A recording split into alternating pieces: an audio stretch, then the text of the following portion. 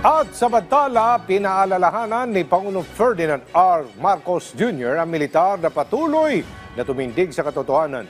Ito'y sa harap na rin ang pagkalat ng mga maling impormasyon na layong guluhin ang bayan. Si Harley Valbuena sa sentro ng balita.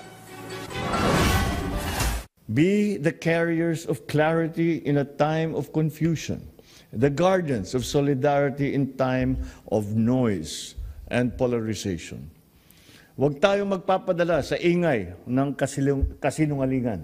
Ito ang direktiba ni Pangulong Ferdinand R. Marcos Jr. sa Sandataang Lakas ng Pilipinas sa traditional dinner ng Council Sergeants Major ng Armed Forces of the Philippines sa Malacanang. Ang Sergeants Major Council ay binubuo ng senior enlisted members ng AFP na nagsisilbing advisory body sa mga panuntunan sa enlisted personnel tulad ng pagdidisiplina, training, pagpapataas ng moral at welfare o kanilang kapakanan. Sa kanyang talumpati, sinabi ng Pangulo na sa panahon ng mga pagsubok, nananatiling matatag ang Republika dahil hindi nagpapatinag ang mga sundalong tagapagtanggol nito. Despite these waves of changes, your purpose remains unchanged. To uphold our Constitution, remain loyal to the Republic, and to protect all Filipino citizens. Kaugnay dito, pinayuhan ng Pangulo ang militar na tumindig para sa katotohanan sa harap ng pagkalat ng mga maling impormasyon na naglalayong lumika ng pagkakawatak-watak.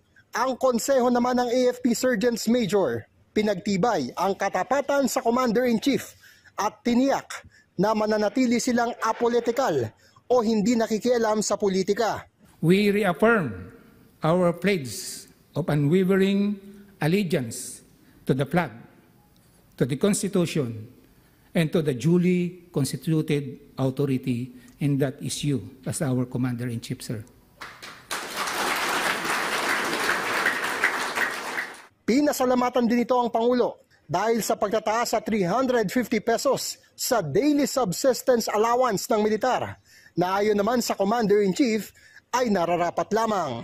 Sa dami ng mga pinapagawa natin sa tropa natin, siguro naman hindi na nila kailangan na alalahanin yung ganitong klase na allowance. Nag-enjoy na po kami dun sa 350. Malaking tulong po sa mga kasundaluhan. Harley Valbuena para sa Pambansang TV sa Bagong Pilipinas.